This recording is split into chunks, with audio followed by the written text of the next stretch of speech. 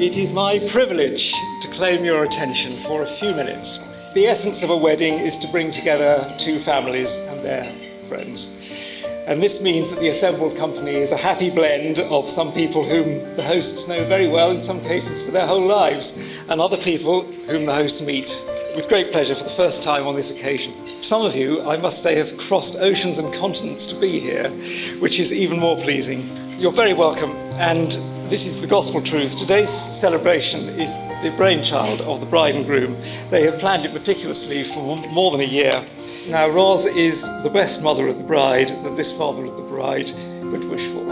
As those who know her will understand, Ros has been the, creative consultant. She has quietly and dependably lended her considerable skills to such essential components as the wedding dress, the veil, the bunting, the flowers, the bride's peace of mind, I think it's fair to say.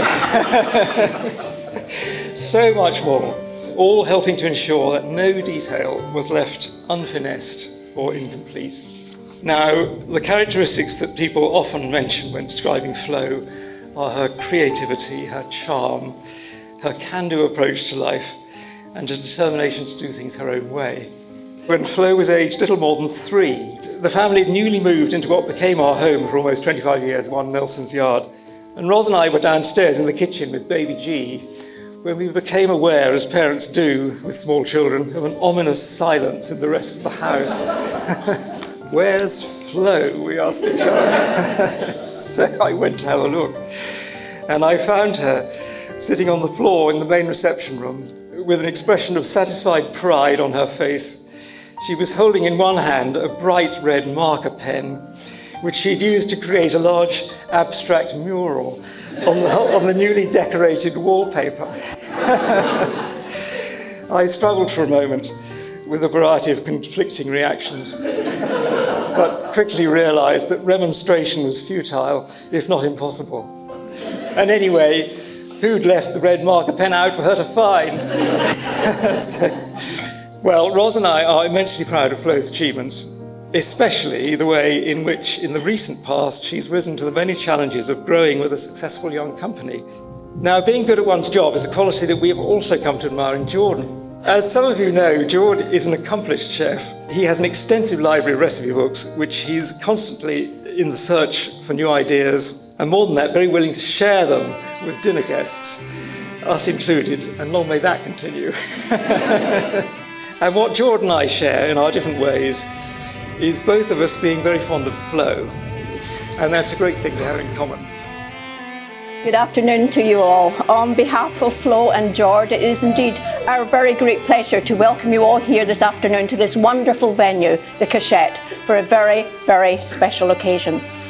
This is a very special day for them both, and I know for a fact it means a great deal to them both that you're all here to witness and celebrate with them as they start a new chapter of their lives together as husband and wife.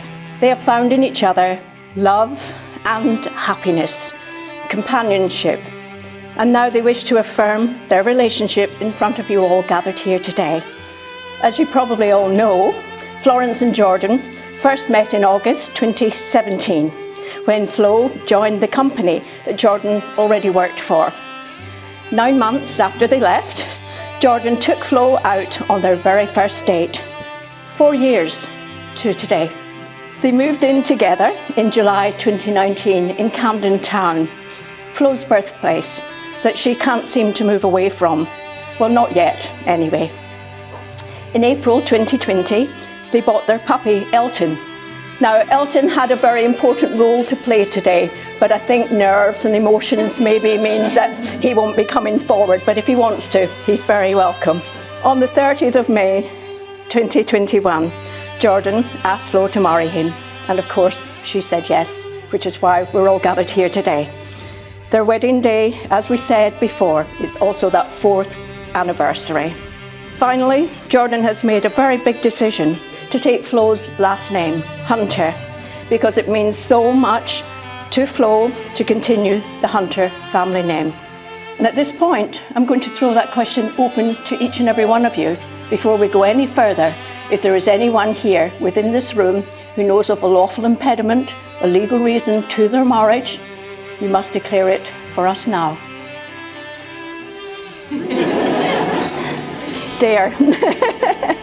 So, this place in which you are now met has been duly sanctioned according to the law of this country for the celebration of marriages. But before we can join you together legally as husband and wife, we do need to remind you of the solemn and the binding character of the vows that you're about to exchange. Marriage, according to the law of this country, is the union of two people voluntarily entered into, and it's for life to the exclusion of all others. So the purpose of your marriage is that you may always love, care for and support each other through everything that your future lives will bring you. I can see already there'll be lots of good times. So Flo, I'm going to ask you to please repeat after me. I do solemnly declare. I do solemnly declare. That I know not. That I know not. Of any lawful. Of any lawful. Impediment. Impediment. Why I. Florence Rose Hunter. Florence Rose Hunter. May not be joined. May not be joined. In matrimony. In matrimony. To you, Jordan Dale Barker. To you, Jordan Dale Barker. I do solemnly declare. I do solemnly declare. That I know not. That I know not. Of any lawful. Of any lawful. Impediment. Impediment. Why I. Jordan Dale Barker. Jordan Dale Barker. May not be joined. May not be joined. In matrimony. In matrimony. To you, Florence Rose Hunter. To you, Florence Rose Hunter. Flo, will you take George to be your lawful wedded husband, to love, to cherish and comfort him for the rest of your lives together? I do. Then say, I call upon. I call upon. These persons here present. These persons here present. To witness. To witness. That I, Flo. That I, Flo. Do take thee, George. Do take thee, George. To be my lawful. To be my lawful. Wedded husband. Wedded husband. With this ring. With this ring. I thee wed. I thee wed. Accept it. Accept it. Yes. As a symbol. Accept it as a symbol. Of our marriage commitment. Of our marriage commitment. Today. Today. And always. And always. You may place the ring on. George, will you take Flo to be your lawful wedded wife, to love, to cherish and comfort her for the rest of your lives together? I do. Then say, I call upon. I call upon. These persons here present. These persons here present. To witness. To witness. That I, George. That I, George. Do take thee, Flo. Do take thee, Flo. To be my lawful. To be my lawful. Wedded wife. Wedded wife. With this ring. With this ring. I thee wed. I thee wed. Accept it. Accept it. As a symbol. As a symbol. Of our marriage commitment. Of our marriage commitment. Today. Today. And always. And always. You may place the ring on. So, ladies and gentlemen, George and Flo, you have indeed exchanged those beautiful rings purely as a symbol, a token of your commitment to each other, an unbroken circle with no beginning and no end, symbolising the everlasting love you have for each other. You've also made the declarations and the contracting vows that are prescribed by the law of this country.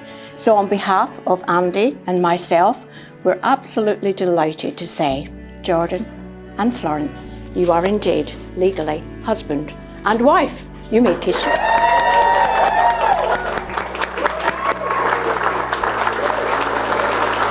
Ladies and gentlemen, it's Mr. and Mrs. Hunter.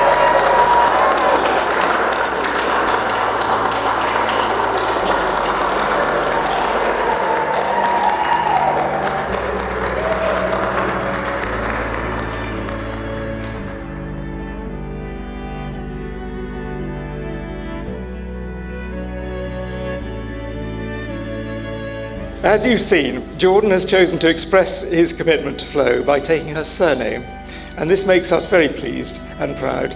So I'm delighted in welcoming him into the family to present him with a tangible symbol of his decision in the form of a small piece of Hunter tartan.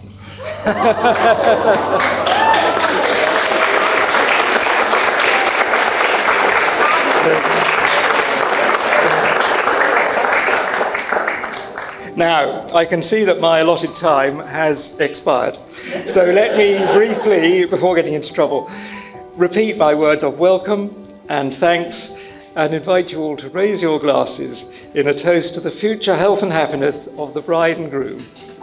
The bride and groom. For those that don't know me, I am Jordan's best man, Luke. We met several years ago when we worked together. We worked apart, and then worked together again, and worked apart again, and now we work together again. So when Jordan asked me to be his best man, he was very explicit from the get-go about exactly what should not go into the speech. All the debauchery, shenanigans, drunken escapades, to name a few. And I argued back saying, if you take out all the bad stuff, I don't really know you that well. So he encouraged me to talk about all the things that mean the most to him in the world, such as Elton, his dog and almost ring bearer, Flo, his new wife, and some bloke called Divock Origi, who's his hero, and for those that don't know, a football player for some amateur pub team called Liverpool something. I don't know.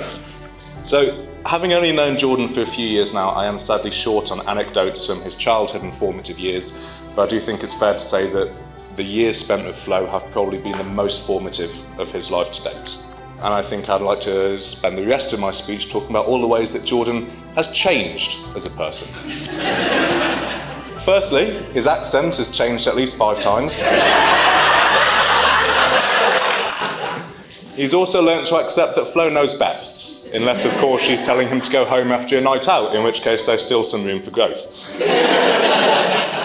But some parts of him will never change, such as how proud he is of once performing the famous duet, Total Eclipse of the Heart, miming both parts with the help of a sock puppet that he wore.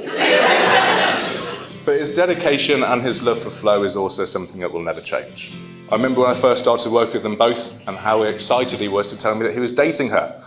I obviously didn't believe him because she was and is way out of his league. I remember when we met for a drink post-lockdown and he showed me the photos of the ring that he'd bought for her. I also remember when he asked her to be his wife. His nefarious plan to take her for a lovely day out in London, dinner, drinks, opera, only to spend the entire day talking about how he didn't want to get married. They came home and he got a change, got her in scrups and sent her out for a dog walk, only for her to come home and find him on one knee.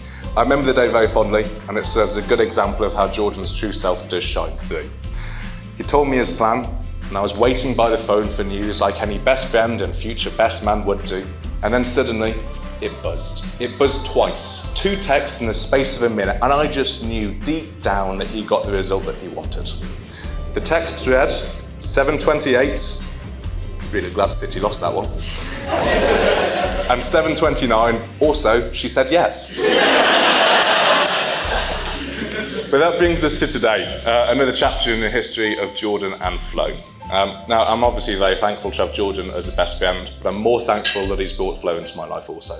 Knowing Jordan so well, I can also honestly say that she is the most patient, forgiving, understanding person out there, but also one of the luckiest.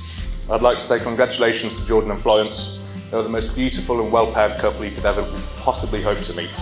They're partners in crime, supporting family, best friends, and husband and wife rolled into one.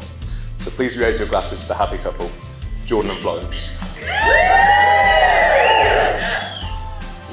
Hi everyone, I'm Julia. As you know, I'm one of the bridesmaids. So Flo and I met 10 years ago when we were just 17 at sixth form. We were these wide-eyed teenagers, like going straight into this new world, both of us from these different schools, different backgrounds, and just different lives in general. Truthfully, most people at sixth form looked at us and thought, what is this friendship? We don't quite get this. And because we were so different, but what I love about our friendship is it was our differences that brought us together. So when Flo first met Jordan, she told me this story about how she'd had this bad day at work and she decided to take a step away from her computer. And when she came back, Jordan had left her some of her favourite chocolates on her desk to cheer her up.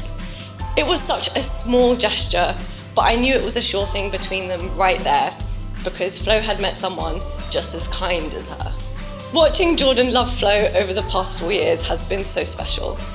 She's been loved in a way that she so truly deserves, with understanding, with respect, but with just pure joy. For 10 years, I've been so lucky to have Flo by my side.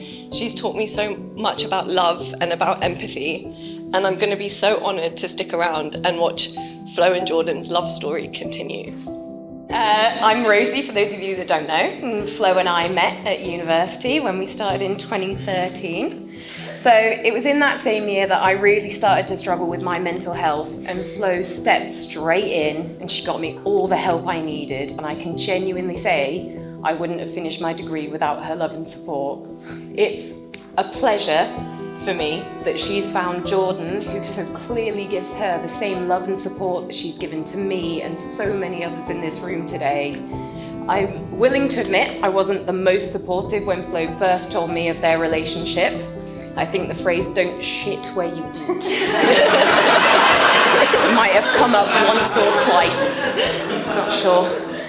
But I'm so glad that she didn't listen to my terrible advice. I'm Hannah, and Flo and I met in 2019, and it's fair to say it was a love story from the very beginning, just not our love story.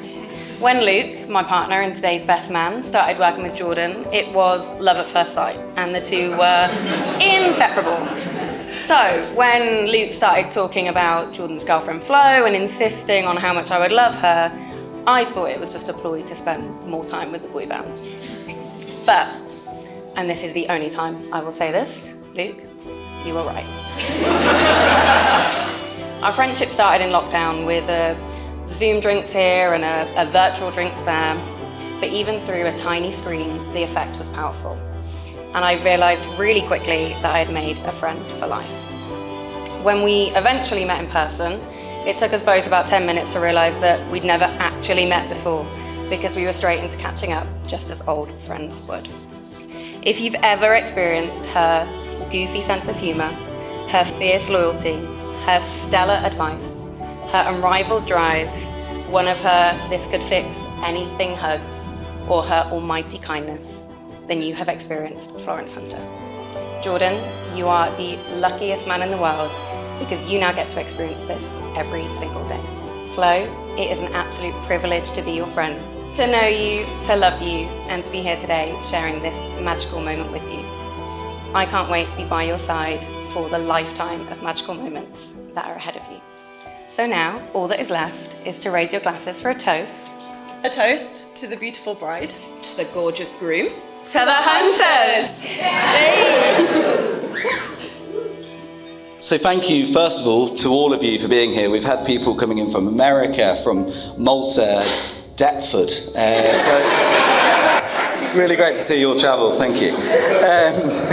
But seriously, it really, really means the world to celebrate with all the people we love. So there are, however, some people who certainly deserve a special mention. And first of all, to the bridesmaids. I'm sure Flo wants to thank you for all of the support you've given her, but I just want to thank you for keeping her sane during these wedding planning moments. I think if she just had me to bounce ideas off of, we might not be here today. So thank you guys. Also to my groom's party, Luke, Damien, James, and Elton. But also it would be remiss to not thank two very special people, which is Roz and Jeff.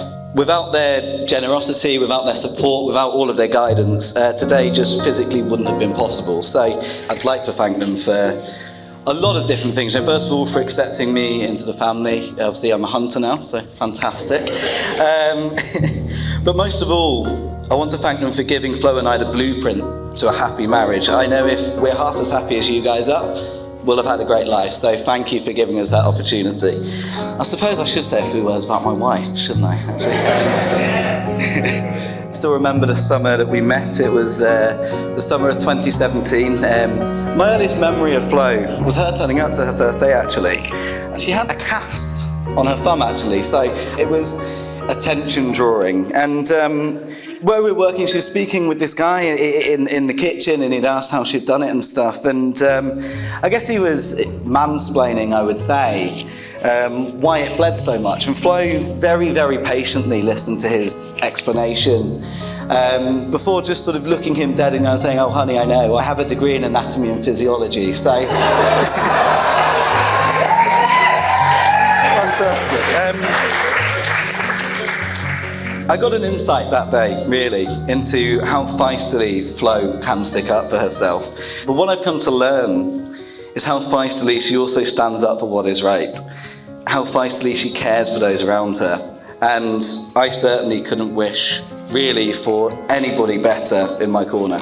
That's my first interaction, sure, but actually my earliest memory would have been, give or take, about 60 minutes before, and it was when Flo actually walked into the building for the first time, and we didn't interact, but I did see her, and the heart skips a beat, and of course, for me at the time I wouldn't have known this, but my life was about to change irrevocably for the better. And that feeling of that breathlessness, I guess I truly would call it love at first sight. It's the same feeling that I got seeing Flo walk down the aisle earlier, and it's also the same feeling that I have every day waking up next to her. So I truly echo what the bridesmaids say. I really am the luckiest person in the world. So thank you for sharing your life with me, darling, and thank you for letting me share mine with you. Raise a glass, please, to Mrs. Florence Hunter.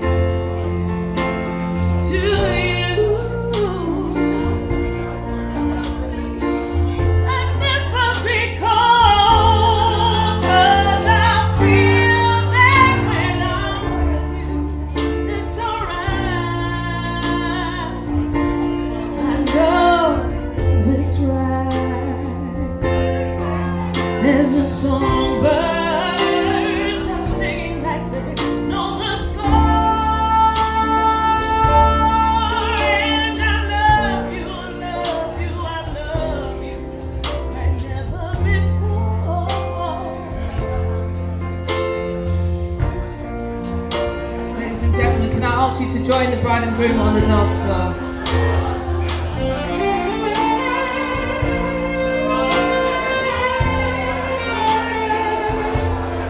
And the songbirds are singing like they know